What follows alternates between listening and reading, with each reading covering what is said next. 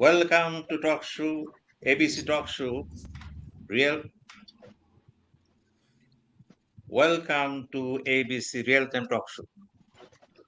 Today, our main talk shall be on U.S. visa policy or visa restrictions on Bangladesh, U.S.-Bangladesh relations, geopolitics, and India-Canada relations.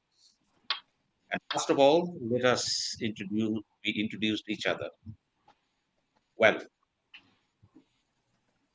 Professor Dr. Showkat Ali. He is from America. He is economist and political analyst. Thank you. Mr. Ehsanul Haque Milon. He is from Bangladesh. He was the State Minister for Education in the Khalid administration from 2001 to 2006, and he belongs to BNP. Professor Dr. Zuglul Haider Chowdhury. He is a political scientist and he is from Canada.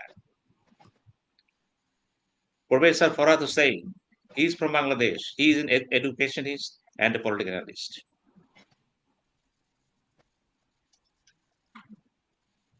And today, let us Mr.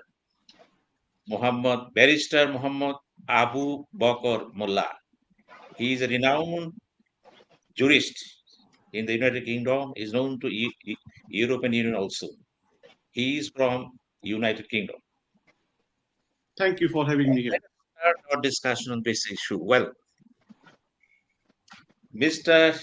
Professor Dr. Showkat Ali, my asking to you, you know very well there are a lot of problems regarding the visa restriction on many individuals on Bangladesh. And nobody knows what are the numbers, what are the extensions, what the limit. All these things are very much mysterious. What is your understanding about the whole thing? Thank you. I'm very delighted, Sinha bhai, joining with you with all these dignitaries and speakers. I want to mention something else. About 8 months ago, there was actually, it is a demand from the government of Bangladesh. It is called Ledger, Ledger. Very few people knows it. That ledger means the United States give the money to Bangladesh. To my count, since independence 1971, United States almost gave almost $500 billion. With that money, where the money goes in accounting science, it is called ledger. That means you took the money, show me the money where it is, penny by penny.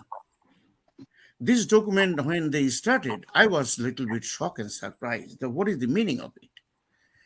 And after that, I saw all these things coming one after another. Of course, the election, human rights, all these human rights abusing, democratic right, all the policy distractions and the looting of Bangladesh, and all those things started after that time. And then I was thinking that something coming out very serious. Now come back to your point of the visa restriction. This is a very, very small kind of, it is a part of sanction, but it is not that type of sanction because, visa is nothing but a privilege. It is not a right for any country around the world. It is the right for the citizens of the United States.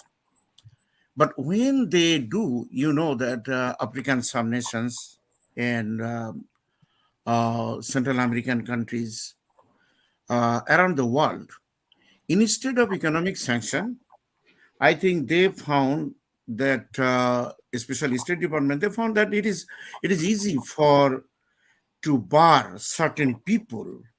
You might say it is a kind of punishment. They have the list, all the list people who applied for, who came to United States.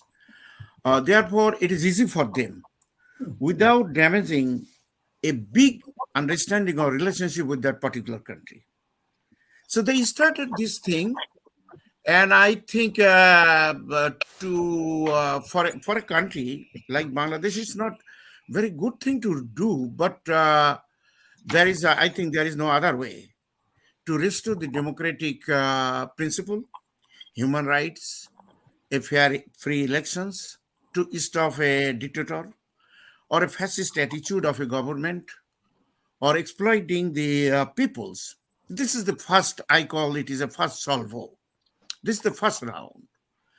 If it does not work, if it does not achieve the intended goal, then there is something big is coming. I don't know when. It is today, it could be tomorrow, it could be day after the elections.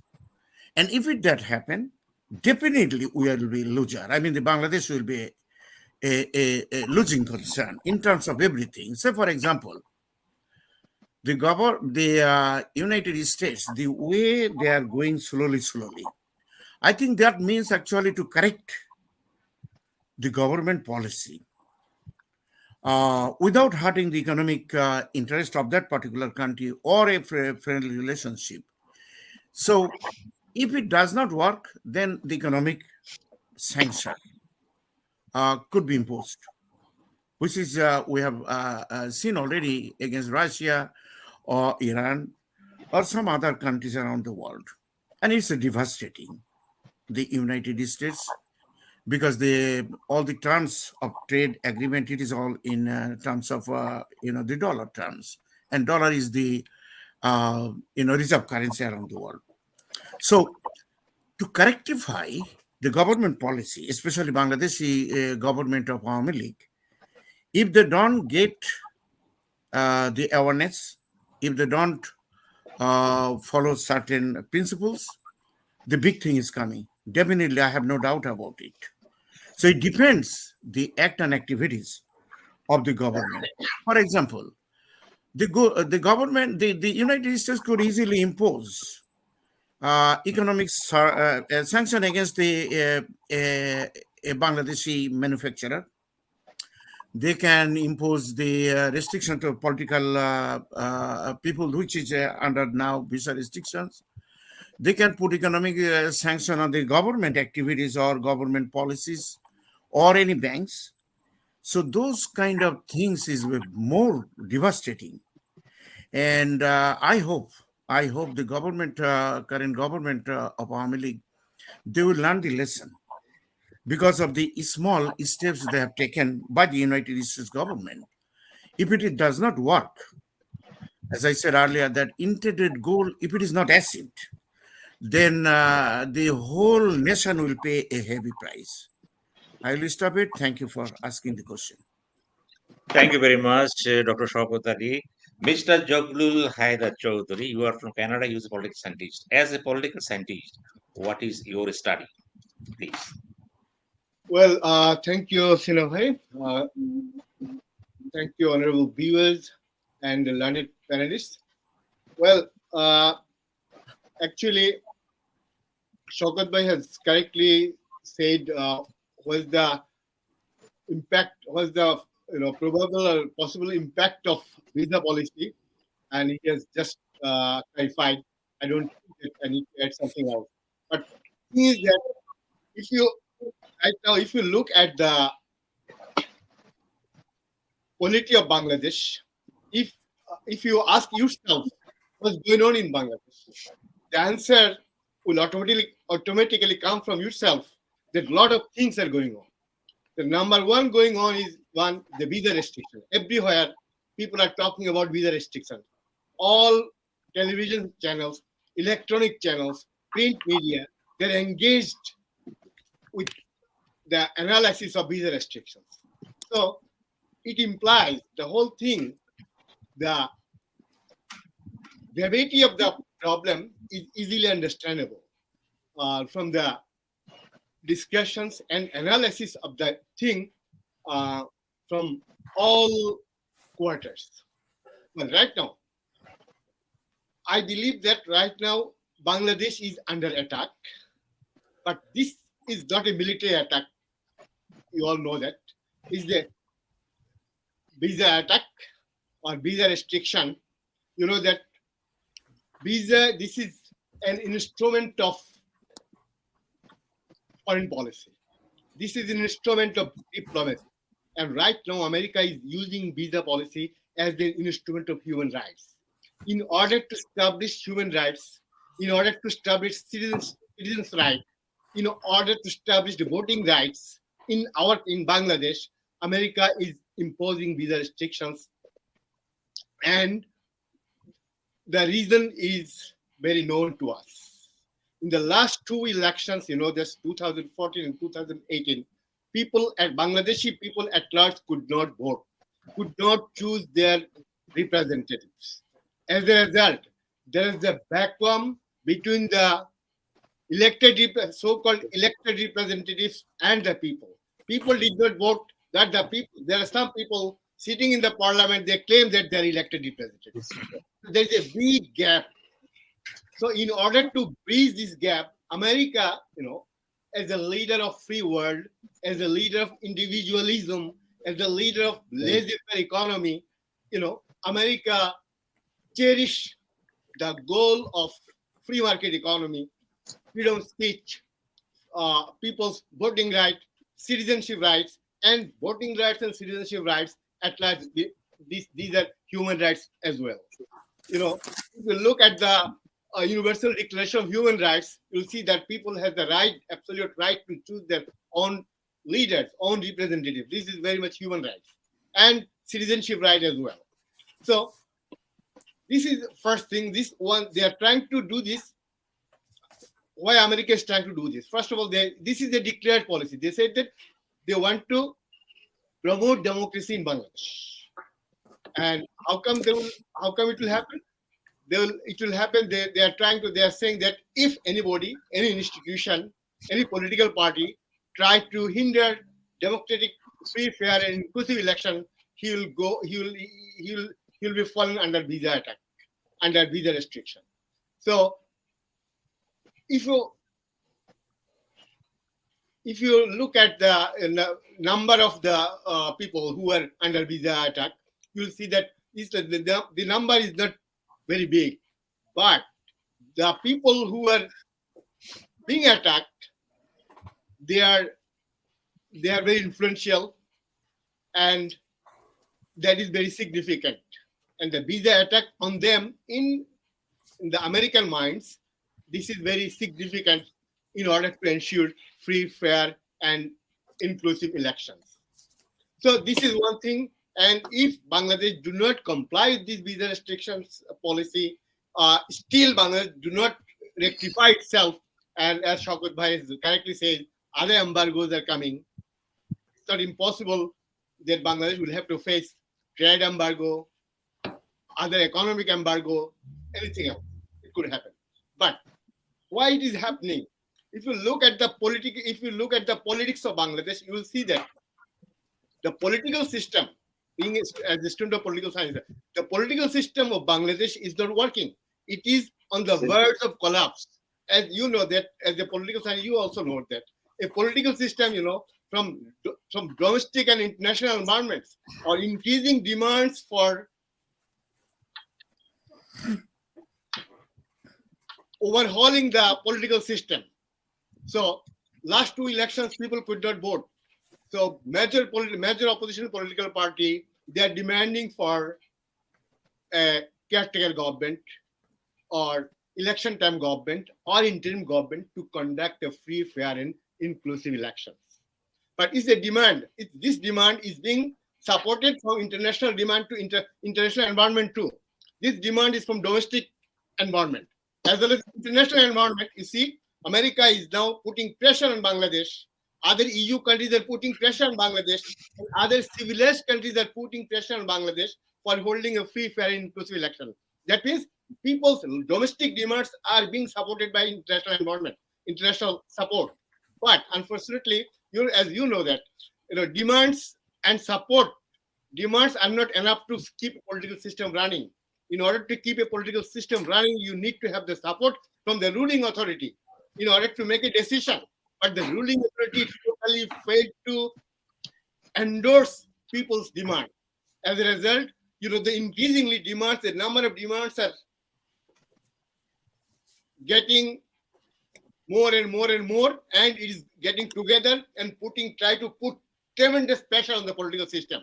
Well, Mr. Zuglul Haider. Just a second. As a sequel, the whole political system is going to collapse. Thing is that it happened in 1990 during H.M. Ershad's period, in 1969 during Ayub Khan's period, in 1971 during Bangladesh liberation war period. Because our demands, Pakistan authority did not pay any. Well, Mr. Zuglul Haider, we'll come to you again. We'll come to you again, please. Thank you so much. Mr. Ehsanul Haque Milon, you are a very, very experienced in the field of politics. At the same time, you are the ministers. Recently, we are hearing from the very mouths of the ruling party leaders and the ministers. Sometimes they are supporting the visa policy. At times, they are opposing the visa policy. Even a judge, a former judge, Justice Manik, he said the American ambassador should be ousted from Bangladesh. Why all these things are taking place here? Thank you very much. And all the distinguished guests, good evening. Assalamu alaikum. Well, I'm listening to this speech given by Dr. Showkat Ali and Dr. Zuglul Haider, and I'm listening to your question. Let me say first, what is the people's aspiration about election? If you talk about PM to the tea stall, everybody is talking about free, fair election. None of the politicians are saying that we don't want free and fair election. So in this case, if somebody else say about the free and fair election, do you think it is wrong to say? Why? Because what we are demanding, what we are saying, the same thing, are coming from the mouth of the United States of America. So I believe they are in the right track. What happened when democracy hindered in a nation? To me, in the world global village, whatever the country we have, chartered under the United Nations, more culprits are getting bought. It means, you see, if Bangladesh totally lost the democracy, a new North Korea will come up in the field of world politics. So why the other country would like it? Nobody will like it. So they will resist it. It's a very simple question. Rather than that, United States has a very long relation with us, like Dr. Showkat and Dr. Zuglul explained. If I say the Bangladesh is getting the highest direct foreign investment from United States of America, as Dr.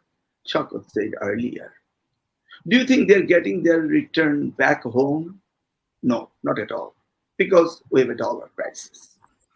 So everybody will face the music when Bangladesh will fall in a bad situation. United has a security relation with us, military cooperation with us, trade relation with us, human rights violating, that also a chartered country, we are from the United Nations.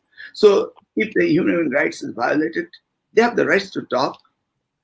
They can talk about our democracy because we are chartered in the United Nations as a democratic country in the world. In our constitution, it was adopted in the Article 11 that the country will be a democratic country. Well, we have a Rohingya issue. Everybody is helping us with their spillovers. So all these things are accumulating with our country relationship. In this case, we need a free and fair election. Are you going to get any free and fair election? As we see, no, not at all. Because we had a very bad experience. Let's talk about 2014, the election, the 10th parliament election. 154 seats was elected without any contest, means it was selection. More than half, means majority seats were not elected. So was it elected government? Not at all. What did the current PM promise that time? She promised that there will be election again, but did she? No. She ran 5 years. And then in the year of 2018, she committed. And they told us, and we believed them, that there will be good election in the year 2018. But what we had seen? We had seen the midnight election. So the procedure is keep on repeating by the same election commission. The election commission was selected. The procedure they maintained in the year of 2012, the same construction, same procedure they did maintain in 2017.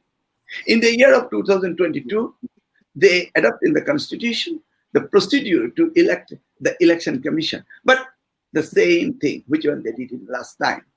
Now the new election commission came down and he did not change any people representative order to make strengthen this election commission. No, not at all. So in this case, the same thing is repeating.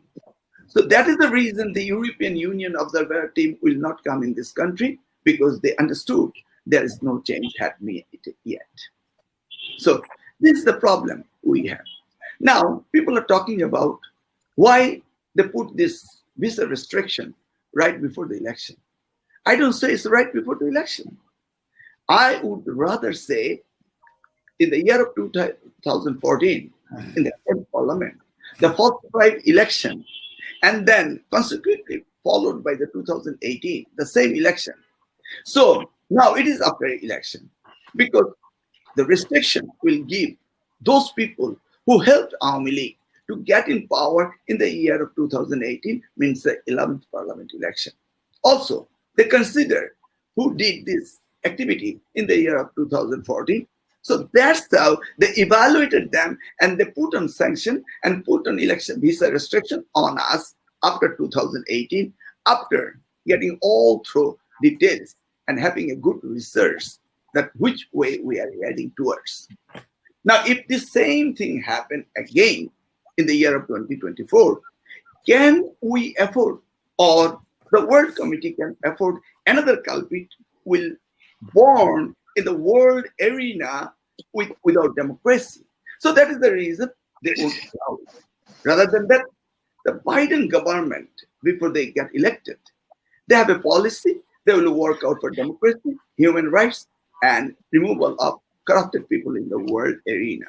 So America is telling us that yes, we will not allow Bangladesh to have the same election.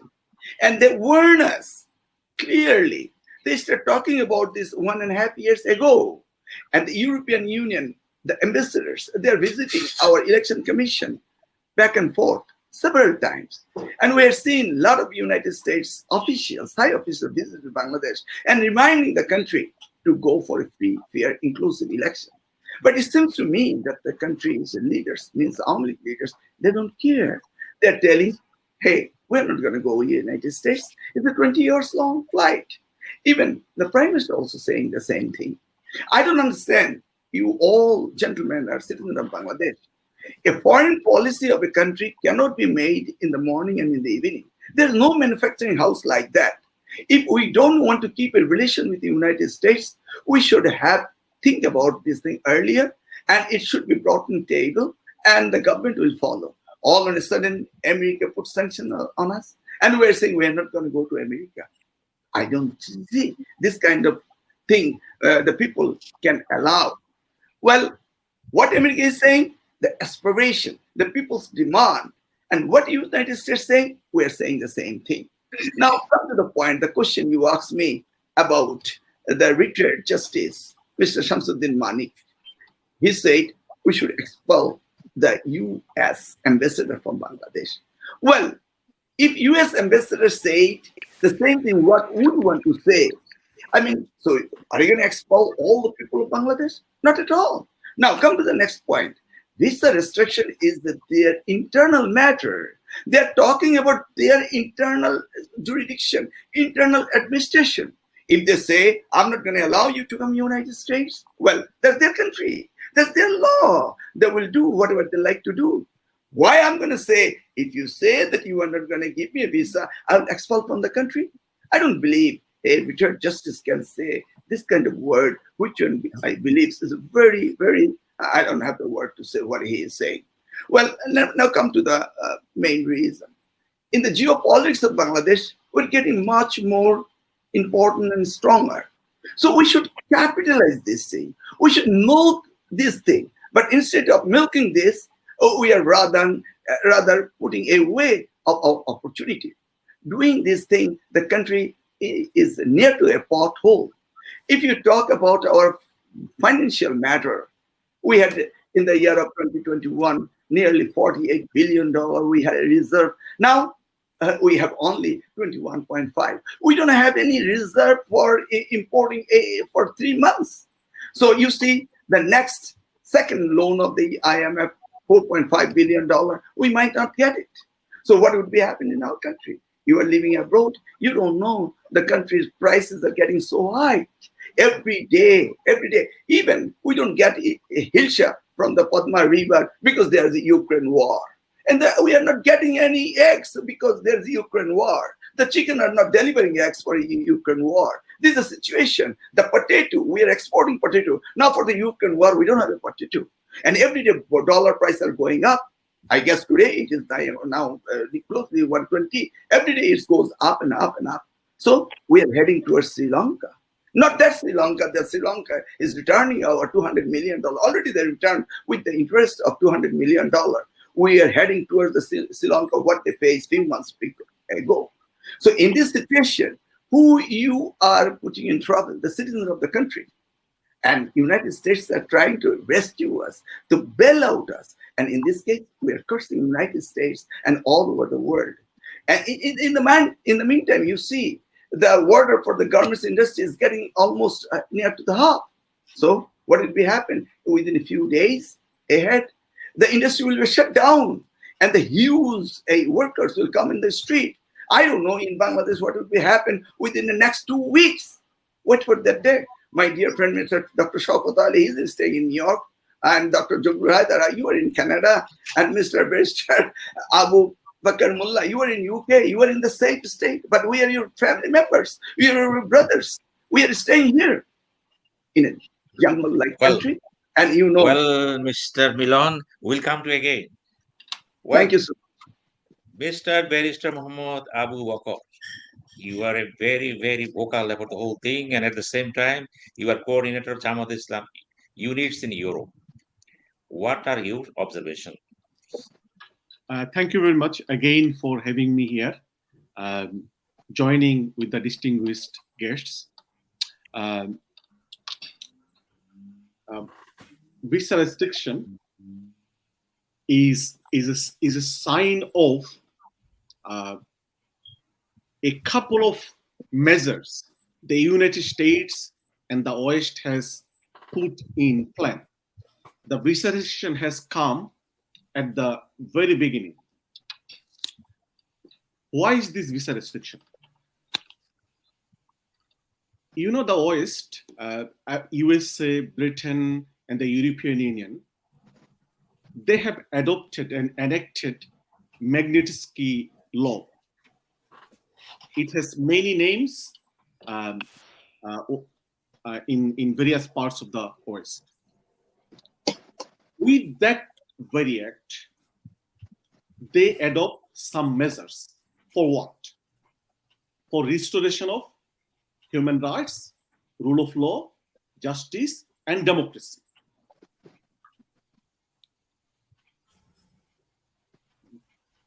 When this current administration, the Biden administration, has come to power, the foreign minister of the US or the Foreign Office has said that the human rights would be at the forefront of the United States foreign policy. What they meant is that they are very keen on establishing or bringing back human rights globally. Those who are well aware of international politics and geopolitics, they know that the ruling regime of Awami League, they were once supported by the United States of America and by the rest of the West. They supported Awami League to come to power in 2009 with the hope that the people of Bangladesh will be able to see democracy. They will be able to achieve their rights through a fair judicial system and through a fair democratic system. However, the world has seen, in particular, the West has seen, that Awami League has helped their international friends, the Western friends, and their local, the fellow citizens of Bangladesh. I mean, the people of Bangladesh have been felt and frustrated by the ruling regime of Awami League, and this regime has held their international friends who supported Awami League to come to power in 2009. Sheikh Hasina, those who has got the knowledge of diplomatic world, they should know that Awami League spent a lot of funds before 2009 election in the USA and in the West. They hired, that is on record, you can Google it and check it, that Awami League, the ruling regime of Awami League before coming to the power in 2009, they hired a lobbying firm in the US to lobby for Sheikh Hasina or Awami League to come to the power. They gave hope and commitment to the USA and to the rest of the Western world that if they come to the power, they will establish democracy in Bangladesh. And Bangladesh will be a democratic country which will ensure rule of law, justice, and human rights. And they sell secular card in the West. However, what the Western world has seen in 2014 and 2018, on the witness, I had the chance to attend some international meetings where the opposition and the government representatives attended in some international forums. Before 2018 elections, I personally had the audience in those meetings, that where government has given commitment to the international community that if BNP-led opposition joined the election in 2018, they will ensure a level playing field in the election. And with that hope given by Awami League, the Western world requested the opposition to participate in that election. But what the people of Bangladesh, ironically, and the Western world has observed, that Sheikh Hasina frustrated miserably the Western world. They did not hold a free and fair election. Because of that, 10th of December 2022, that the American State Department has issued their annual report on Bangladesh, where they clearly said that 2018 election was not a free and fair elections. The opposition leaders, activists, and their polling representatives were arrested before the election. And the ballot box was stuffed the night before. And they clearly said the 2018 elections and the following that elections, the regime which came to the power, it lacks legitimacy. I repeat, the United States has clearly said in their report that Awami League government following the 2018 elections lacks legitimacy. So the West and the US do not have any alternative. Mr. Bokor, you have to cut to size to some extent. Yes, the West and the USA do not have any alternatives but to impose visa restrictions on the first round. I said on the first round is visa restrictions. On second and third round, there will be other kind of tools. I will go into detail on my next round. Thank you very much. Thank you very much, Barrister Abu Baker. Well, we have other two guests. One, Professor Dr. Muhammad Kalimullah. He is already on the show. And Mr. Munir Hossain, he's from Australia. He's the Vice Chairman and General Secretary of Australian Federation Party. Welcome, both of you, to the talk show. Well, Mr. Forhad Hossain, you are listening to the talks of the four distinguished guests. And being a leader of the Awami League, what are your responses to all these things? Okay, thank you very much, Sinha bhai. I'd like to express my gratitude to you that you have invited me in your prestigious show.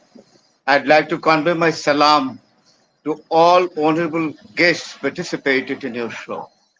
And I'd like to start with American policy. And I would like to mention again, it's gone. The prime thing of American foreign policy. The American foreign policy is strictly motivated by their interest. Where the interest exactly disturbed, the American foreign policy has been changed. And you know that their interest is given supreme priority, particularly. It is the core objective of American foreign policy. It is very important thing.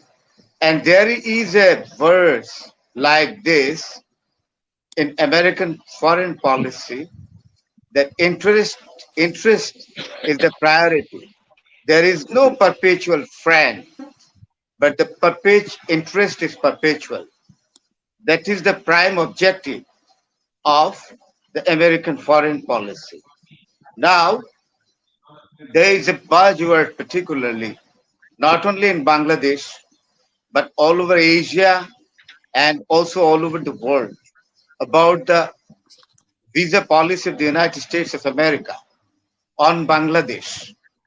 Now, my question is very flat and straight. If the election of 2014 and 2018, why the United States of America hadn't imposed this visa policy? What is the reason? They could have exactly imposed visa policy during the time in 2014 and 2018, but America didn't do it. Why? There is a reason. As far my knowledge goes, Mr. Forhad, as far my knowledge goes. Would you allow me to ask you a question? Mr. Forhad, would you allow me to ask you a question? No, I'd like to finish. If you exactly make an intervention on my speech, I'll exactly lose my point. I was asking. Please let me say. After my speech, when you will get exactly your turn, then you can exactly. I was asking approval from yes, you are allowed to speak. Let me finish my speech, sir. No, I did not say that. Let me finish. No, I'll lose my points. Okay, go ahead. I am not making any intervention on the speech of anybody else. Okay. Go ahead. Now, I think that the American visa policy is a global matter, is a global strategy. It is a very important thing. The strategy is that, it is a fact that we have been friendship with the United States of America for a long time, and roughly from 1972. It is an uninterrupted friendship between the United States of America and Bangladesh, and now there is an anticipation of the United States of America, not only anticipation, it was the previous anticipation of the United States of America about China.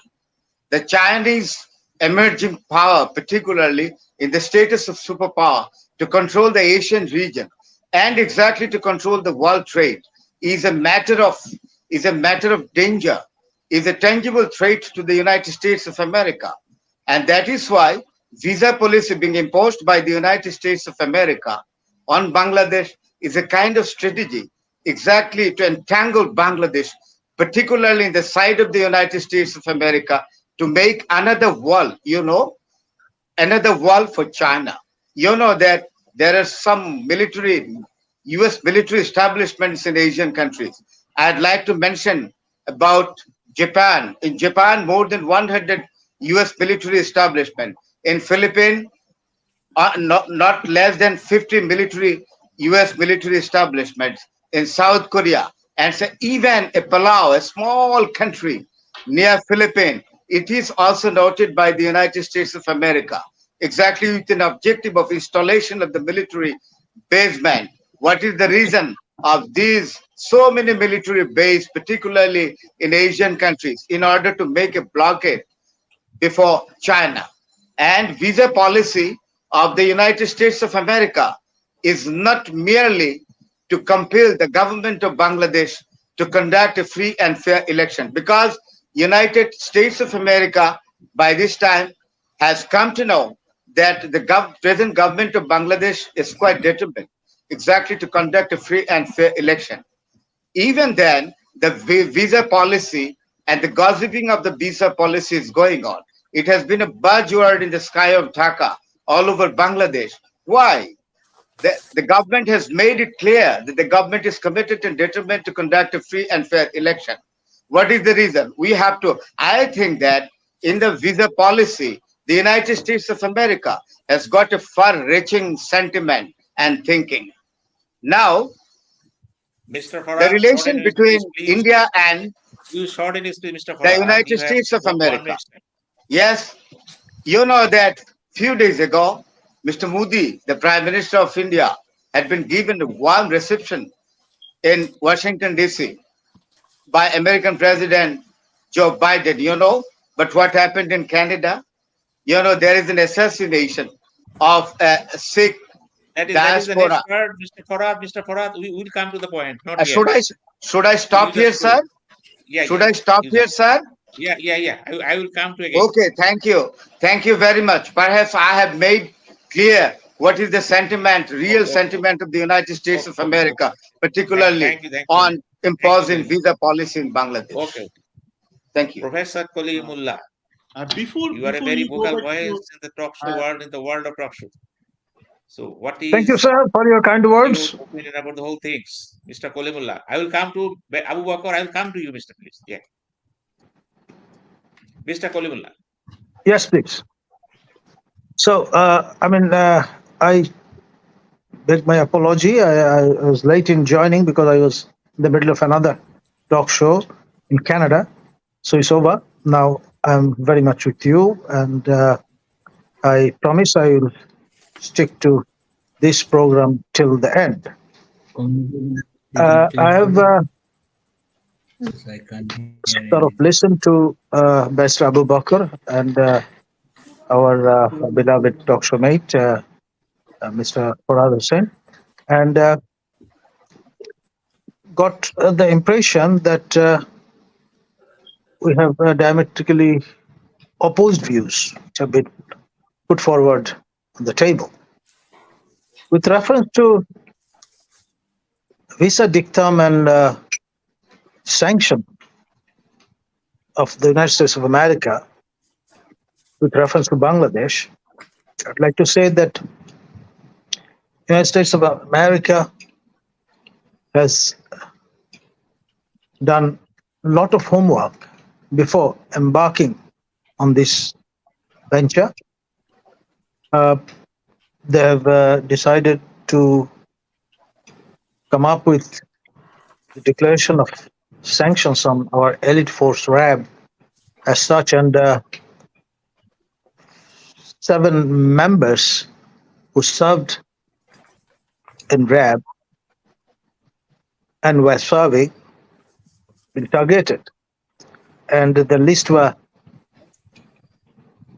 published to the Treasury Department. And later on, in the month of April, they have decided to include 2 of our honorary consul generals who are representing our interests in the Russian pantheon. And later on 24th of May this year, Secretary of State of America, Anthony Blinken, has come up with the announcement of visa dictum retreat message, and that was followed by interactive session with respected Jillu of Channel I, Tito Master show, and it was Donald Lu who took part in that show, to our utter surprise. And later on, we found that on this month, Matthew Miller, American spokesman,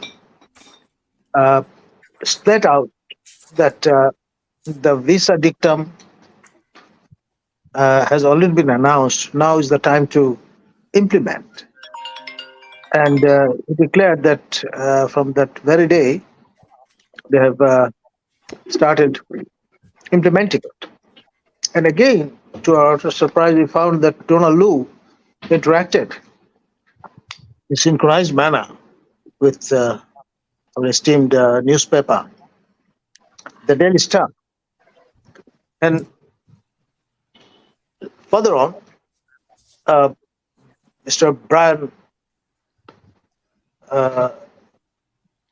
Shader, who acts as the spokesperson for the local outpost of the American establishment in Dhaka, clearly stated that everyone, quote unquote, could be a potential target in the visa dictum. So there is no space for giving benefit of doubt that the esteemed journalists of Bangladesh would be spared. No. Anyone has been found playing a detrimental role against ensuring free, fair, impartial, peaceful election, inclusive election, would be targeted. So it's clear, crystal clear. There is no room for speculation, and potentially the 17 crore people who are resident in Bangladesh and who are residing abroad as NRBs, each and every one theoretically can be targeted. So this is the latest position.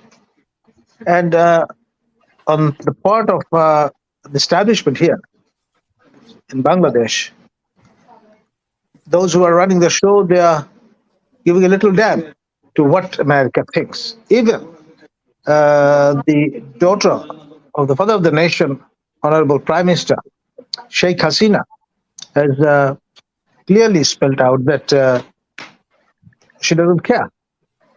So we are in a kind of eyeball to eyeball situation. It's kind of an impasse. So let's see what happens. Thank you. Thank you very much, Professor Kalimullah. Now the turn is Mr. Munir. You are from Canberra, Australia. Everyone very much interested in Australia. At the same time, you are with the mainstream politics in Australia. And now you are the Secretary General of Australian Federation Party. So how do you view all these things taking place in Bangladesh? Mr. Munir Hossain.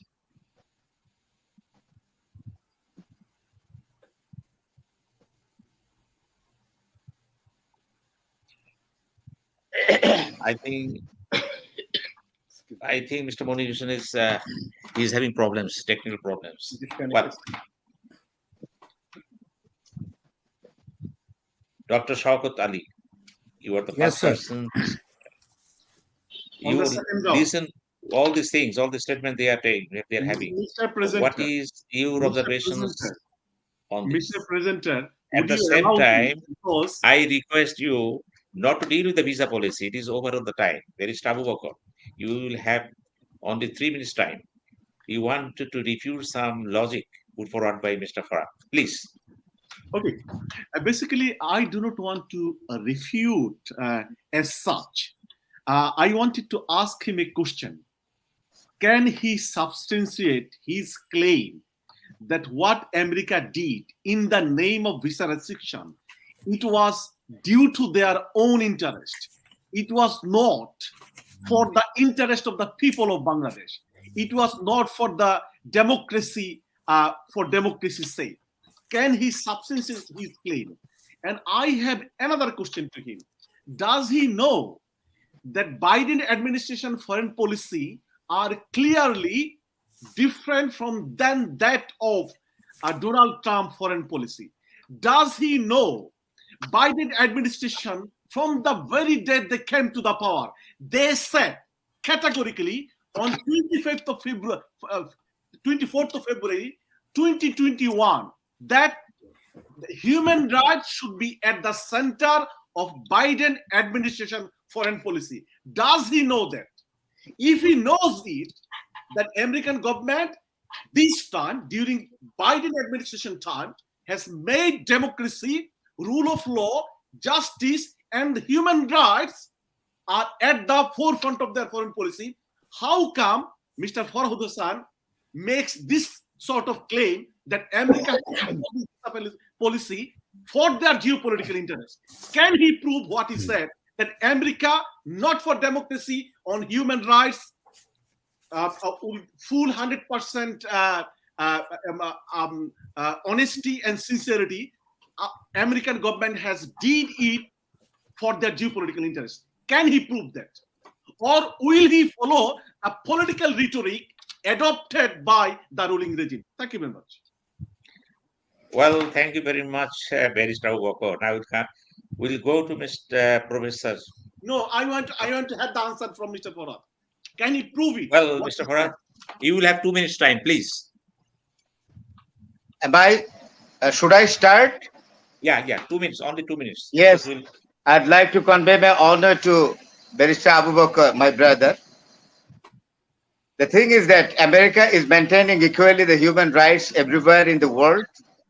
What is the policy of the United States of America regarding Egypt? What is the message of American democracy, particularly for Middle East, where the despotic rulers are ruling the country? What is the message of democracy of the United States of America in Myanmar?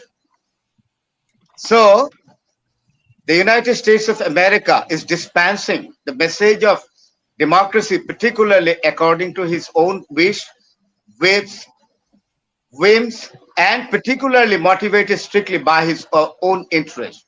Very clear? Because America is not in a position. So let me finish. When you were defending me, I do not exactly. I could not make an intervention. Let me finish.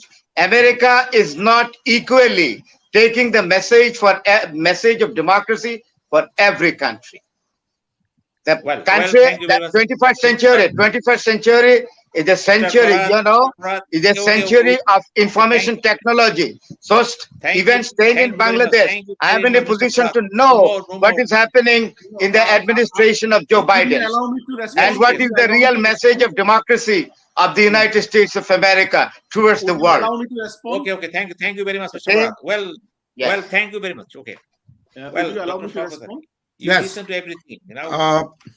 The big question is, how do you analyze the geopolitics? Is Bangladesh a prey to the geopolitics? Is a victim of the geopolitics? Are you asking me these questions? Are you asking me? Excuse me. Okay. Yeah. Listen, I have a 2 pages a letter written right here by 6 Republican Congress person. Your geopolitics and all this discussion between the Professor Forhad and Barrister Abu Baker, I think it will be very clear. I appreciate Milon Bhai. He express his views very clearly, correctly, with a little bit political touch. But here, look what this says. Directly, it is written to the White House, President Biden. It says, in addition to crime against the own people, Hasina's misconduct encourages other bad actors in South Asia to make common alliance and hurts American national interests, security interests as they gang together draw closer to China and Russia. Well, of course, it is a geopolitics. It is United States policy to protect their interest. However, after this letter, there's a big letter, but I don't want to read all of this thing. Mr. Showkat Ali, will you allow me to speak? Will you allow No. Just let me finish it. So what happened? They clearly say to protect the interest of the United States. This is the way a sovereign nation goes. However, Professor Forhad, he's discussing a lot of things. But I tell you one thing. What is going on actually? United States love Bangladesh since its independence. We can prove it economically. Remember the Biharis in Mirpur? When they are crowd, the United Nations, that time we have no diplomatic relationship with the United States. They give the money through the NGO and United Nations. 80% of their budget, the United Nations contributed by the United States of America. Look at the Rohingyas now.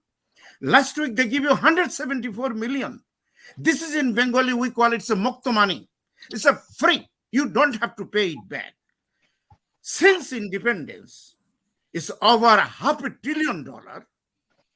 United States give it to the Bangladeshi people.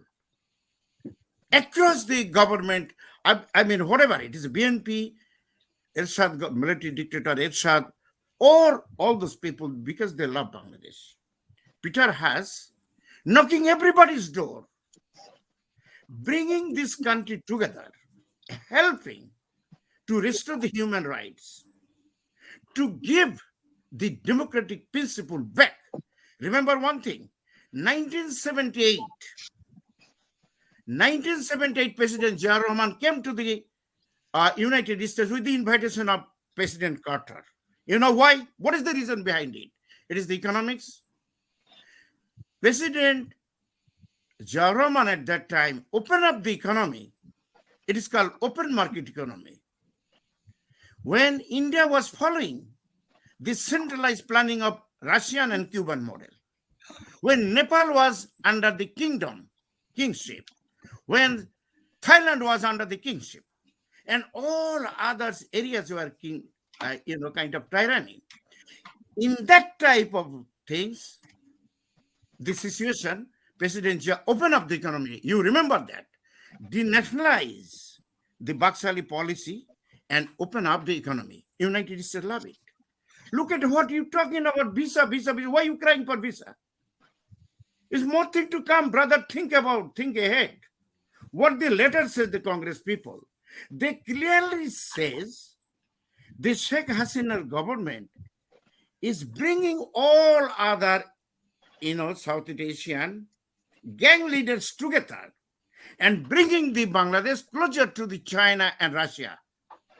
Well, it will not happen. This is the challenge. Direct to the president. It's a letter written is May 25. So what are you talking about? Just for this? No. United States love Bangladesh. Look at this $5 billion. It is called FDI, foreign direct investment. As I have shown that created the infrastructure, the direct manufacturing industries. No country on earth they give this money. Bangladesh. Because I all the tornadoes, all the floods, all these things. Every time. Yes, China is giving loan. Russia is giving loan. Bharat cannot do it. Nothing, because they have no money. And don't forget, for the first time in listen, the United States got the two, trade relationship with Bangladesh with the current account deficit on behalf of United States, but giving all this money, the surplus, trade surplus, with Bangladesh. Not China, no Russia, no India can do it. Please, do not blame the United States for this kind of help. What it does mean, that yes, $10 billion to $15 billion you are exporting garments to the United States. Yes, only $5 billion. Nobody give it to you. Only $5 billion foreign direct investment is going to Bangladesh.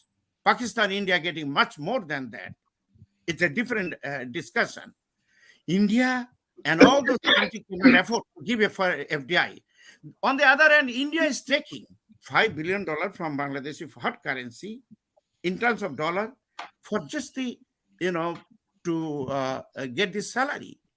And of the trade balance, forget it. It is in favor of India. We are having deficit. Only country we are having United States. This is another way to help Bangladesh giving more money. Please try to understand. We love Bangladesh. The United States, this guy, Peter Haas, Honorable Ambassador Peter Haas, just try to restore the democracy principle and the human rights. What is wrong? Why you don't discuss those issues? Why I have to go blind for any political parties? We love Bangladesh. Think about number one promising land we have. That is in Bangladesh. No country on earth. We want Well, to Dr. civility. Dr. Showkat Ali, please, humanity. you short in your speech, please. Okay, so what the Peter Haas is trying to do to help Bangladeshi people. Remember one thing, Sinabhai, this point you should discuss. It is called DV lottery, diversity visas, right? It is over. It is preferred over Africa, over European country. I said they love Bangladesh. I have every evidence I can tell you that they bring thousand people.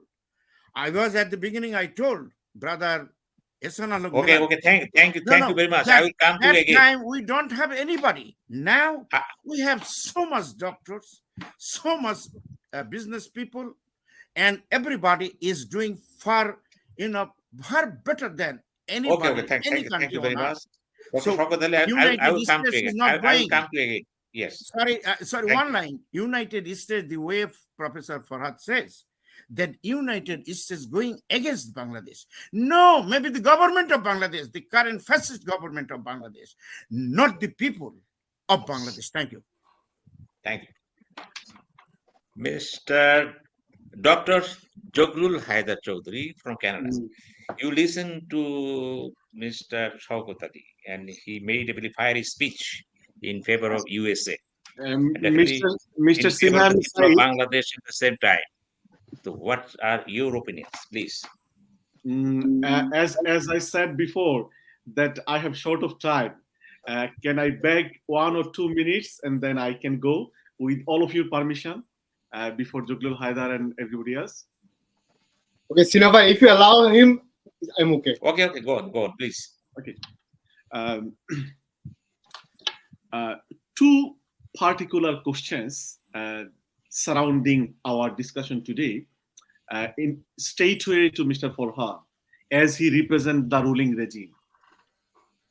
I said that the current regime of United States have a separate, distinctive foreign policy, and they declared it straightway coming to the office. And it is clearly different from the previous Donald Trump-led foreign policy. It is completely different. They said from the very beginning that human rights should be at the center of their foreign policy. When did they say? 2021, 24th of February. It is on record. You can Google it and check it. It is on their press release. So what they have done in the name of visa policy to restoration for democracy in Bangladesh, it is not new. It is part of their plan that they want to promote democracy globally. And it is not only for geopolitics. Dr. Showkat Ali, with due respect, he said that he mentioned about the letter 6 congressmen has wrote to the president. Look, I have seen the letter myself also. American government, as I used to go and lobby with the Washington DC and Geneva and the European Union and to the Western world, and we know that under which values they work for and which values they want to promote for. Listen, the American administration has set up their core foreign values they want to export or they want to promote. Mr. Forhad said that America, I think that is the policy or that is the stand of his party, which he represents, that America does not work for democracy as such. They work for their interest only.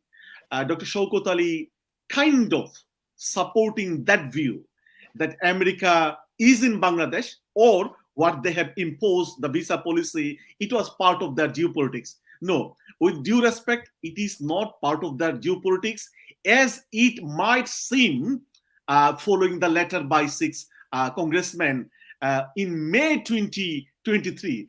But the American foreign policy was adopted the very day Mr. Biden has taken the office. So it is not that they have adopted foreign policy following the letters of 6 congressmen. No, that is not right at all. It is the permanent foreign policy of Biden administration that they will work and promote human rights globally. Now, why they are against undemocratic regime? Primarily, it is against their international values or national values. And secondly, they feel security threat from those undemocratic regimes. I repeat it. There are 2 primary reasons why the US administration and the West, they promote democracy and the human rights and they work for democracy and human rights globally, passionately. Number 1 reason is that it is part of their shared values. Human rights and democracy are part of their shared international values. Secondly, they feel security threat from those undemocratic regimes. Wherever it is Bangladesh, wherever it is Burma, wherever it is China, wherever it is Russia, it doesn't matter. The matter is if there is an undemocratic regime, it is against the interest, global interest of the USA, and they feel security threat from them. They are not in particular for any reason against Awami League. They supported Awami League when Awami League committed to bring back democracy. When it has been proven that Awami League is not for democracy, and they are working against the people of Bangladesh. They are punishing the people of Bangladesh using the judiciary, using the law enforcement agency. Then American government has imposed visa restrictions, not only the political leaders of the ruling regime, against those who are supporting those regime to stay in the power using some other tools such as judiciary. No, Barrister Abu Baker, let me tell you one thing. You repeated the same thing that the Congress people said it. Listen, what is the problem? No. Listen, what is the problem if United States got regional, any kind of interest or interest on Bangladesh or around the region? There is no problem. It is the same thing. Every country, they have their own interest. The Congress people letter I cited, they said, I did not read the whole thing. I did not read the whole thing. It clearly says, I agree with you. It clearly says that to restriction they said, look what this says. We request appropriate measures to give Bangladesh their best chance for free election, including stricter individual sanctions, banning Bangladeshi law enforcement and military personnel from participating in UN peacekeeping missions. So this letter is very comprehensive and it says it's very clear. We should not repeat those things. No, listen. We should not repeat those things. That is why. No. Look, first thing first, Barrister, you understand that thing. You living in a free country also. They could have different motivation. They could have different interest. We are not going to behind the mind of State Department or the President Biden. We are talking about Bangladesh strictly for Bangladesh. Listen, I said one thing. That is what I In said. 19 no, no, That is President what I Reagan said. said, look, That is President what Reagan, I don't know what is your argument actually. I have no idea. You agreed, I agreed that completely it is because of the US You policy. didn't get my point. The You didn't whole get my thing, point. whole idea to save the humanity, restoring human, the human rights, democracy, and all those things they are doing. What Professor Forhad Hossain said, what happened to Egypt or Middle Eastern country, please don't bring those kind of analogy. Two mistakes cannot make a right.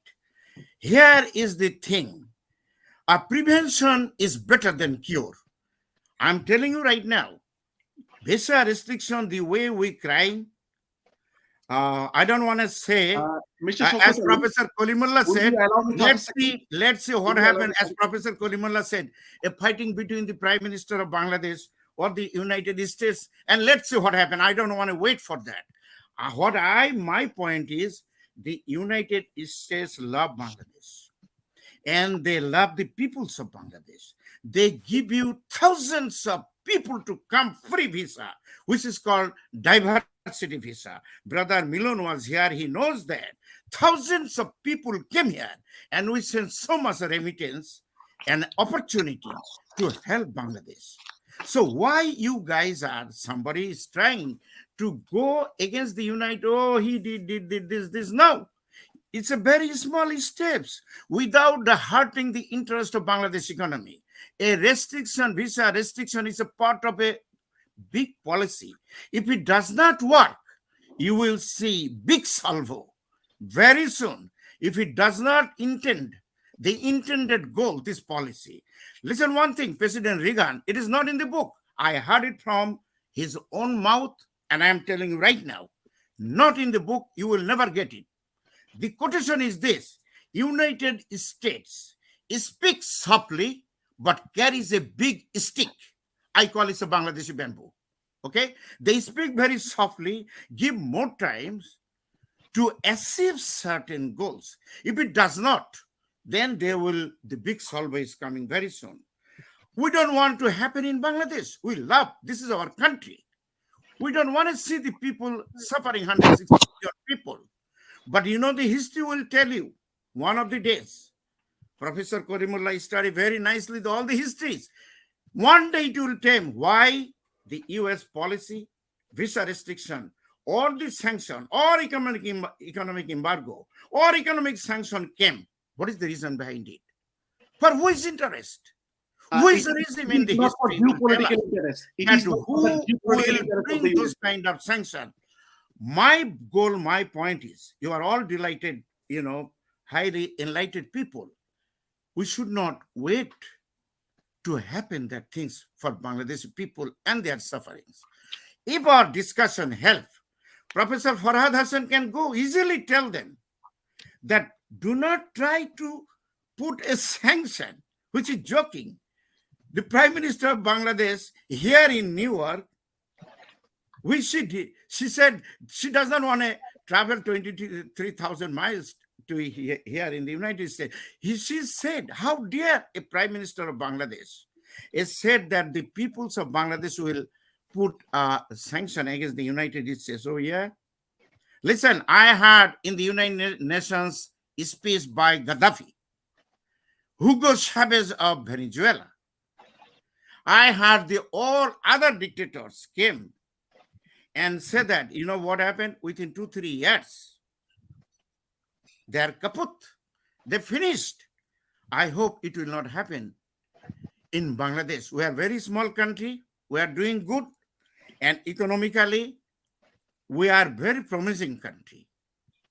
We should not say anything to discuss that the government of Bangladesh, the current government, missteps and take a wrong policy because of some kind of thing. Now, Milon Bhai says something about very interesting about the Justice Samsuddin. Well, listen, Milon Bhai, he is in London, living in a free country. And one talk show with veteran journalist Masud Kamal, he said, a justice never retired. Listen what he said. You said it very clearly. Kick him out. Oh yeah. The our honorable ambassador, Peter Harsh, you want to kick out? Listen, if anything happened for Peter Harsh because of his, Milon Bhai, it is his edict, right? He demand. Always he said that justice never retired. So he's still justice. From London, a free country. He should not forget they have a bilateral agreement, security interest. If anything happened because of his word of the justice, the controversial justice of Samsuddin to Peter Harsh, the United States can bring him, if they think that it is a significant threat interest against the United States, it takes only a couple of minutes to bring him from London to New York. Okay, so this type of people overreaction because of his visa is revoked, and the current Prime Minister of Sheikh Hasina should not. I'll come to you again, Mr. Showkat Ali. I will come to you again. Mr. Barrister Baker, please, 2 minutes for you. Yeah, thank you very much. What I was going to say in particular in response to Mr. Forhad, the person who is representing Awami League, I said that he wanted to discredit, and his party wanted to discredit what the US administration is doing for the people of Bangladesh. Look, I can tell you with full confidence, and Mr. Forhad and all of the panelists can check very well, wherever a people or the people of a country demands and cry for democracy from any part of the world, America is with them and will be with them. America will be supporting them, and it is their permanent foreign policy. And I said it very categorically that the American foreign policy under the Biden administration and the American foreign policy under the previous Trump administration are different. America has put and set human rights at the center of their foreign policy. What they are doing for the people of Bangladesh, for democracy, it is not for the geopolitical interest for the America. Why they are doing all these things for the people of Bangladesh? Because Bangladeshi people demands and Bangladeshi people are crying for democracy. And the civil society of Bangladesh and the political leaders of the Bangladesh, they have been approached to the US administration. They have been approached to the Western world that they are deprived of democracy.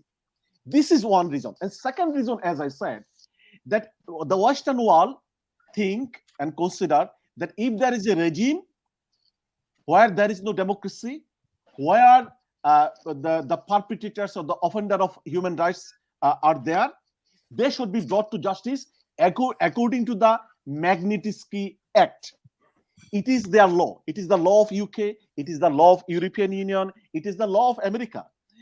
If anybody offends human rights, and if anybody goes against democratic process, he should be brought to justice. He should be his assets should be freezed following the Magnitsky Act, and also he should not be allowed to enter the USA or to the free world. That is the core principles of Magnitsky law. What the Western world has commitment to their laws and the values.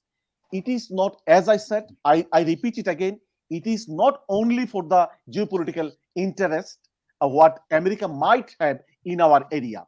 It is for their international commitment and commitment to the people of Bangladesh and commitment for exporting and promoting democracy, rule of law, and justice globally. Thank you very much. Well. Thank you very much, Barrister Abu Baker. Now, I am coming to Professor Dr. Zuglul Haider Choudhury. You are a political scientist and listen to all the words and speeches delivered by Dr. Showkat Ali and Barrister Abu Baker. What is your reactions, please, as a political scientist? Thing is that actually what first let me answer some issues of Professor Farhad Hossain. He said that foreign policy, American foreign policy is framed on the basis of national interest. Yes, it is. Every country's foreign policy is based on national interest. In international relations, there is no eternal enmity, there is no eternal friendship. Only thing eternal, that is national interest. So American interest in Bangladesh is not purely humanitarian, is not purely politico-strategic. Because America is not a Ramakrishna Mission or Haji Muhammad Mohsin or any other donor agency. America has got its own interest too. There is a geopolitics. Of course, there is geopolitics. Geopolitics matters. In today's world, in today's international relations, is mainly known as geopolitics. International relations is nothing but geopolitics. Of course, you see in Asia, America has a clear-cut China containment policy. So in order to execute this China containment policy, definitely they need to add more and more countries with their alliance. And this is not a new thing. It happened long time ago too. During the Cold War politics, what do we see? There was a clearly two demarcated camp during the Cold War politics. That's why in 1971 war, America deliberately opposed the liberation war of Bangladesh. Because there is a Cold War politics. A lot of people, even in the scholarly arena, a lot of big scholars, they said that America opposed our liberation war in 71. They did a big blunder. No, they didn't do a blunder. What option did they have? It was the period of Cold War politics. America was clearly aligned with Pakistan and China at that point. And through ping pong diplomacy, they opened up the China. So at that point, do you think that America would support Bangladesh? Of course, they did what they could at the level track 2 diplomacy, through track 2 diplomacy. They did it. But after in the post-liberation period, once again, when Bangladesh policy was, Bangladesh adopted a centrally planned economic policy, and foreign policy was aligned with the Soviet Union and East European countries. What America did?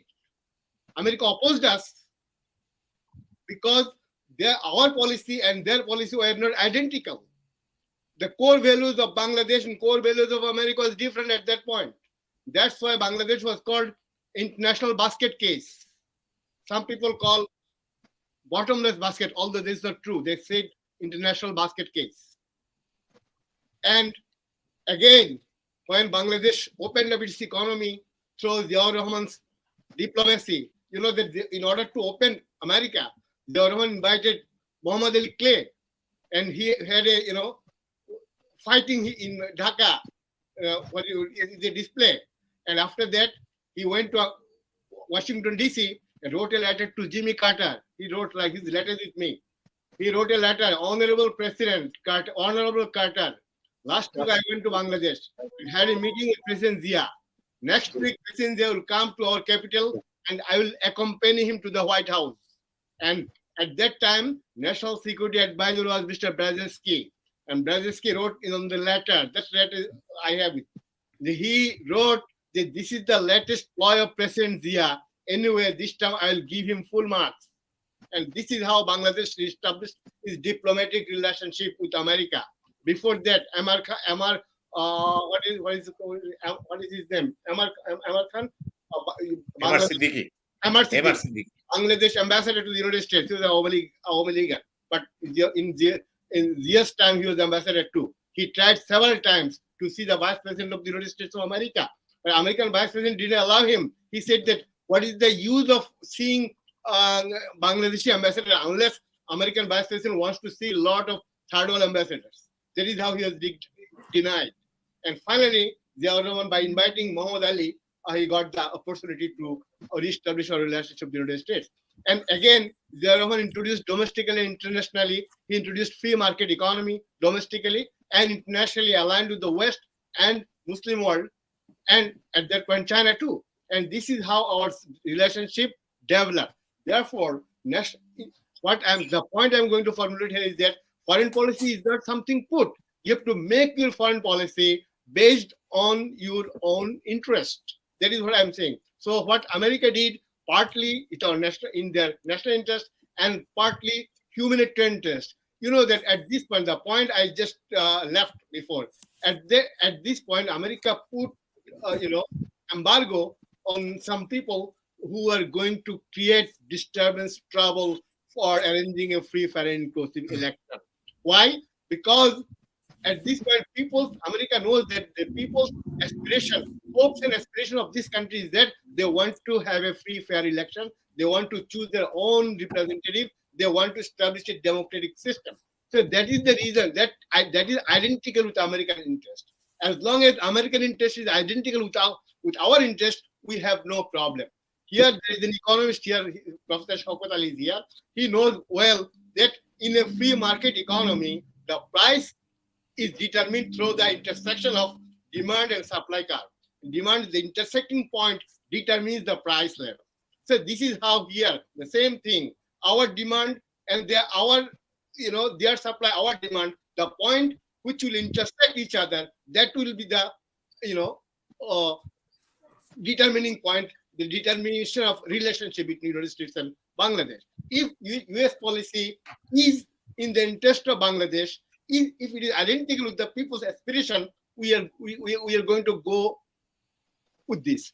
But if it is not, we are going to oppose it. This is what my point is. So apart from this, right now, another, I don't know if I will get the floor again or not, but you are talking about India-Canada relationship too.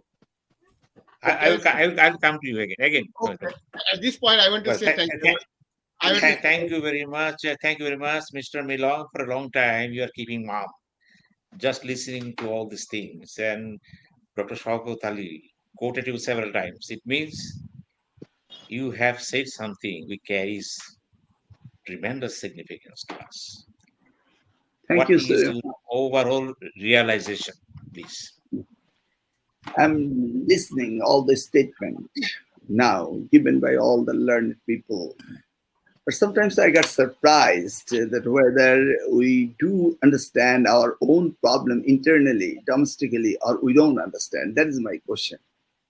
Though Bangladesh is the 8th largest populated nation in the world, so we have a strategically, geopolitically, and market-wise, we have such a good demand in the market. And whoever in this world will come and do business with us, we will buy weapons, we'll buy goods and products, we'll export. This is a world business and we'll be there. But we are talking about the democracy.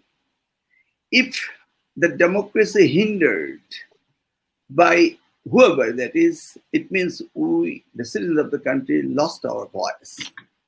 And it means a lot to us who are living in the country. We lost our human life, human rights, justice, and all this problem arises in our country right now. Because this government, they don't listen to anybody. My question to all the gentlemen, whether do we have a democracy in our country or not? America just said, if you don't go for a good election, we'll put sanction on the people, those who will obstruct the election system. What is wrong in this case? We'll go for a good election. Nobody will put any restriction on us. Can we talk about it? No, we are not talking about it. We are talking about the international politics of the United States of America. This is not my damn business to know what they're doing. All I want to know, what I'm getting from them, what they're telling to me, and am I going to get any benefit to them? That's the main point.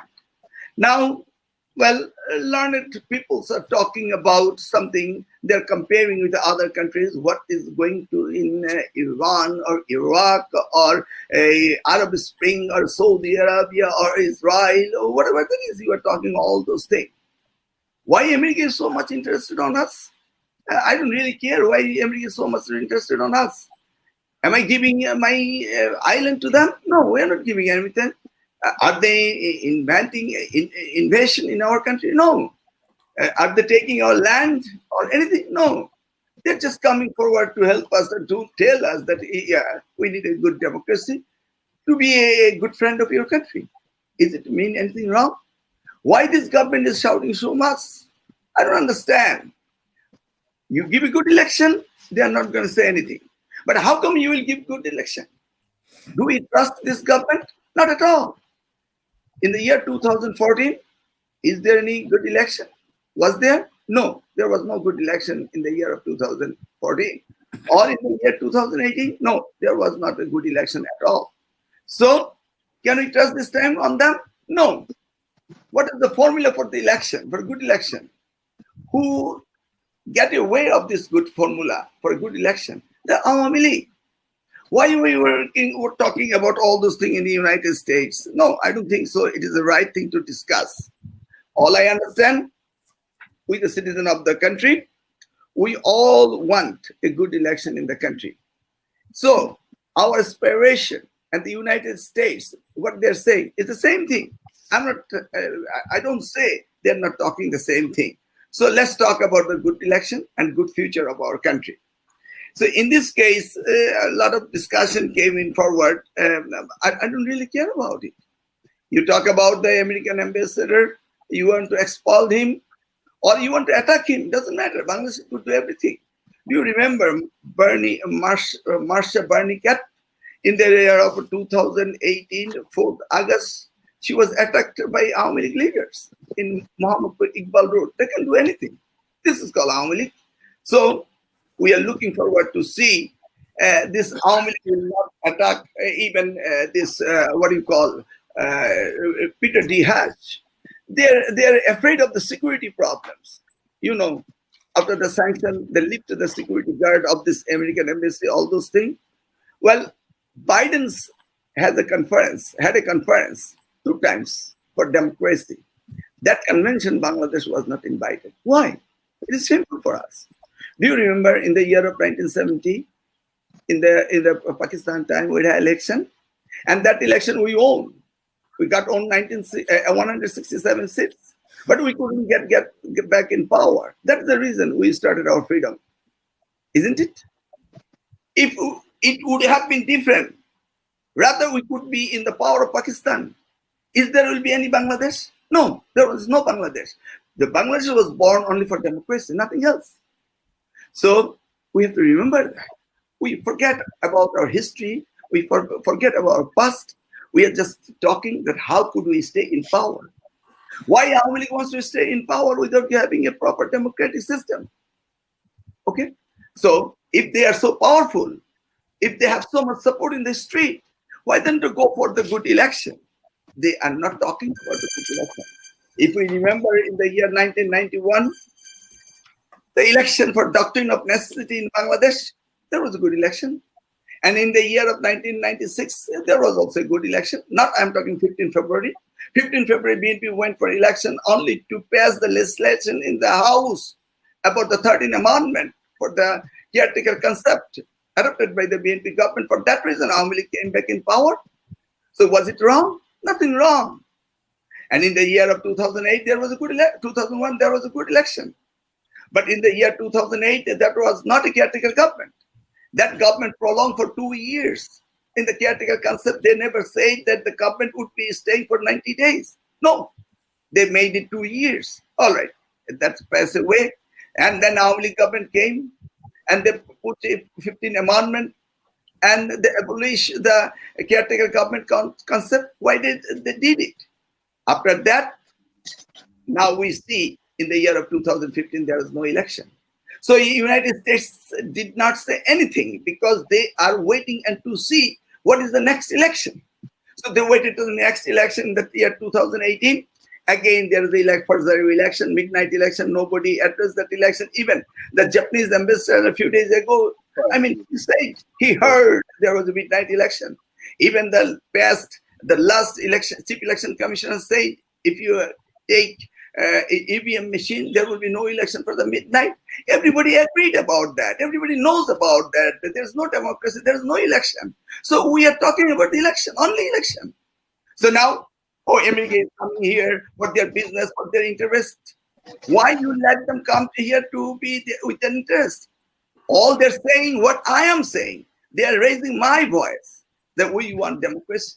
Don't you see? There's a 2 crores of new voters. They did not cast their vote last 3 times. So what is going on here? In the capital city of Dhaka, in Gulshan area, the diplomat area, the army cantonment, there was an election 4 months ago, and only 11.51% vote was casted. So you see now, in the diplomatic zone, in the heart of the Dhaka, there was no election. So how could we trust this government? They will give a proper election. This is the last election for them. So it was not good. Now I'm going to wait for next election. This Awami League will give me good election. Should I believe that? I cannot believe that. So we want a good election. That is the reason America is talking. I'm talking the same. So you have to keep in mind, there's no way this time Awami League can pass over. And United States, they said it, that there should be a good election. You cannot avoid their visa restriction because all the public servants are scared of. Those who are sending their children in the United States, they will lose their visa. Already, they are putting their visa restriction to those people who did cooperate with Awami League last 2014 and 2018 election. Everybody is scared about it. They are nervous. Do you know this year only 10,000 students get visa in the United States of America? So can you avoid this in the United States of America? I don't have to beg for it. The people is not going to, avoid this visa sanction.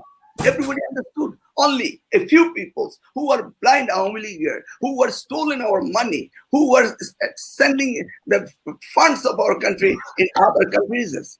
These are the beneficiary people only looking for this kind of statement. I don't see any Bangladeshi people sitting in the tea stall. Mr. Milon, your time is over. Just 1 minute. Thank you so much. 1 minute, 1 minute.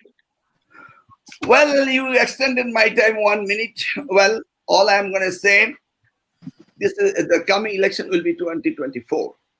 And this election, the European Union will not send any observer. And next month, on the 7th, the American observer will come here and to see whether we can conduct the election good or bad. I do understand very clearly the Election Commission hasn't changed any system or developed any system to conduct a better election yet. So there will be negative answer from United States observer. So without having an observer in this country who will recognize this election, no one. So we are heading towards a danger point. Please help this country and may Allah help us to get a better situation, have a good election, and let's pray for the best. Thank you so much. Excuse me, can I ask you a question? Thank you very much, Mr. Milon. Yes, Mr. Milon, please. A second. Yes. I want to know, since you are with the policy making of a BNP or even close to the BNP, so what option do you have? You think that if suppose BNP boycotted the election, government is not paying any heed to the oppositions and holding the election as 2010 or 18. And after that, they don't bother about American recognition or all these things. At that point, what do you think? What should be the probable consequences, or what will be the aftermath of this kind of elections? Well, the way you were asking me question, that you were pushing us to go for agitated program in the East Strait. Well, we are in the Strait. We are getting the consensus of the people around the country, and the people are supporting us. At the same time, world community is supporting us. So in this case, Awami League doesn't have any scope to go for a alone election. There is no such a way they could go for it. Without BNP, let's say Awami League are saying that they have a 40% of the national votes with them. We are saying we have a 38% national vote with them. In this case, if we are absent from the election and Awami League goes by themselves and their allies, in this case, they cannot go further, even though they will try, and they are trying. And their allies with Jatiya Party and others, if they go for election, they will be under Section 2 because they are helping Awami League to be in power. In this case, just wait 2 more weeks, you will see the whole things will be clear up. Just 2 more weeks. In the middle of the October, you will see when the American observer will come and they will find there is no changes in the election commission. The thing is that the way they established absolute control over the army, over the police, over the civil administration, and everywhere, the people recruit. I know that the most recruitments under this regime happened through blood test. So this thing, the whole administration is totally corrupted, totally not politicized, it's political. Okay. Thank you very much. Doesn't matter. Okay. You know, Nothing to revelation say. never No comes comments at telling all. us the time, date, and Yeah. hour, and minutes, and second. You will say any Let time. us see. Let us see actually what happened in the end. Well, Professor Mr. Forhad Hussain, you are single in the field. Even Professor Kalimullah is not trying to rescue you. So very difficult it is. So what is your reaction responses to all these questions and analysis? Please, Mr. Forhad Hussain. Thank you, Sinha, once again for giving me the chance to speak. I'd like to first clarify the comment of Justice Samsuddin Manik. Justice Samsuddin Manik is not the representative of the government. So his comment about the Ambassador of the United States of America, Mr. Peter Hatch, is his personal comment. The party will not exactly the liability or responsibility of his comment. And now I'd like to say I have a habit of going to my village, hometown. My hometown is Brahmanbaria. Sinha, you know it very well. So I have got the scope exactly to study the pulse of the people. So Awami League is not frustrated about the impending election. Awami League is committed to conduct free and fair election. And as I told you, the United States of America State Department, Washington, D.C., know it very well. Another thing is that I'd like to say, Barrister Abu Baker said so many things that Awami League is not concerned about the domestic politics.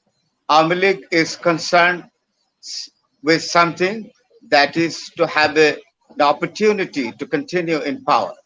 It is very important. Bangladesh is a country of democracy, and there is no kingship or monarchy in Bangladesh. Election will be held, election shall be held. But the thing is that the European Union and other foreign observers, particularly the European Union exactly, made the comment that they are not sending their mission exactly to observe the election. But the thing is that they have exactly raised some points. They have the fund crisis, etc., etc. But the thing is that it is a prejudice. Why the European Union is taking prejudice before coming to observe the election? Let the European Union come and observe the election. What is happening?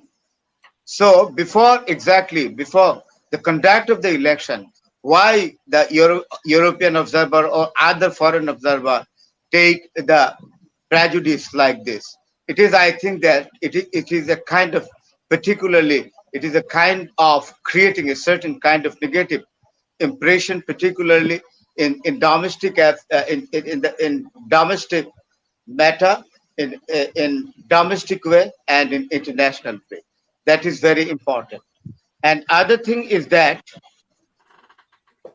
the United Nations, okay, fine, the relation between United Nations is not been deteriorated. Yes, there is a relation of the two countries in two ways: people to people relation, government to government. You know, I think that Awami League government continue in power for 15 years at a stretch. Okay, but there is a good relation between the government of Bangladesh and between the government of the United States of America. What happened abruptly has been done. You know, I don't know. The thing is that I don't like to make an adverse comment on Ambassador Peter Hatch, the Ambassador of the United States of America, working in the Supreme Mission of Dhaka, Supreme Mission of the United States of America in Dhaka. But he's acting like a political leader. I think that it is very clear in Vienna Convention 1962, there is a particular exactly particular narratives about the functions and duties of a diplomat. What is the duty of what are the duties of a diplomat in the receiving country? Okay, in the receiving country, there is a specific responsibility of a diplomat, that is to secure the interest of his own country and to secure the lives and property of his own country in the receiving country. But what is the function as we are watching? The function of the ambassador of the United States of America in Dhaka is acting like a political leader. I think that this scenario is not exactly healthy for smooth running of politics in Bangladesh. And I think that I have stepped in a particular stage of age. I do not find this sort of exactly activities of any foreign mission like this, what American embassy is doing right now. I am surprised really because it is a new experience. For me, I do not see during my whole life, I had not seen in the past and in the recent past like this. So I think that there is an apprehension lies in this fact why America has abruptly taking this sort of decision. You know that Indian Prime Minister Mr. Modi had been received by Washington DC very cordially. But what happened in Canada? You know that 5 states like Canada, Australia, New Zealand, Britain, and America, they have a very common voice in any international issue. But you know that what I was telling, particularly in my first step of speaking. Now I am exactly completing my speech, particularly on this. You know, a Canadian, an Indian Sikh diaspora, Hardeep Singh Nijjar, had been assassinated. You know, and we see that the Canadian Prime Minister, Mr. Justin Trudeau, exactly was found very hasty to make the comment, and he comment particularly on this assassination. And he did not make the comment privately. He made the comment publicly, and not only that, he exactly made the comment in the Parliament of Canada. And it is a matter of thought. I think that what is going on right now in the world arena, we know that we have to exactly look over this very carefully. You know, I think that I fervently believe that without the signal of the United States of America, Canadian Prime Minister cannot make this sort of comment. And Justin Trudeau has come from a very political, very dazzling political background. His father, Pierre Trudeau, became the Prime Minister of Canada for 3 times, for 10 years. And he was Trudeau was a very mature politician. I think that I am provoked to think why Mr. Trudeau has made this sort of abrupt comment and exactly without taking. This problem arise between India and Canada, you know, that could have been solved diplomatically. But why Canada has shown this sort of attitude? Not only that, the withdrawal of the diplomats have been made by the 2 countries. So all these things happening particularly should be considered with a certain kind of feeling what might be happen in the coming days. Thank you very much. Sinha, I have one question Yes. to Professor Forhad. Yes. Go on. A simple question. Do you think that current Prime Minister of Bangladesh impose some Sir, kind I of can't hear you. against United States, or the Prime Minister, as you said, something against our Honorable Ambassador Peter Haas should be kicked out from Bangladesh? What do you think? I can't hear you, and that is why I'm not in a position to answer your question, sir. Should I repeat it again? Okay. Cannot hear? Yes. You can hear me now? You please repeat it. Yeah. Professor Forhad, my question is very simple. Do you think the current Prime Minister, Sheikh Hasina, should impose any kind of sanction against United States, or in a position to kick our Honorable Ambassador Peter Haas from Bangladesh? Thank you. I think that no. I think that Prime Minister Sheikh Hasina will not take this sort of step exactly to make the withdrawal of the US ambassador from Dhaka. And another thing is that Bangladesh does not believe in any sanction, any policy, visa policy like this. Bangladesh is a smaller nation. Okay, Bangladesh is a country. We are in the line of getting a particular developing strain. So why should I take this sort of? Why should I? Why the government of Bangladesh should take this sort of step? I have exactly made the clear of the comment you of are giving the Justice Samsuddin Manik. Professor Yes, Forhad, it is his personal because comment about Peter Hash. Samsuddin Manik comments exactly cannot be the comment of the government. that Okay, is correct. so the Thank you, you sir. very much. Thank you, sir. Now we'll come to Mr. Professor Kalimullah. Mr. Kalimullah, now you are a very, very strong voice in the social media, especially in the online channels. And every day you are making some comments and what you believe. And most of the comments you made in the past, we see some of them came to light very, very, very practically. So, what are your conclusions of the talk show? Well, Mr. Esteemed Anchor, I would like to say that after all we have said and done, October will be the turning point. I fully agree with Dr. Showkat Ali that visa dictum is just the beginning. America has 1,001 ways to implement its measures. And they're very focused and they're determined. So, without any homework, they haven't embarked upon this policy. And their premise is they want to make sure the people of Bangladesh can freely exercise their voting rights. On behalf of the international community, on behalf of the free world, they have taken up this Herculean task on their shoulder. And nothing wrong in that. We have treaty obligations, we have protocol obligations, and we cannot go against the norm, the values and ethos, universal values of plural space. Our founding father, Bangabandhu Sheikh Mujibur Rahman, fought and sacrificed his life for establishing democracy.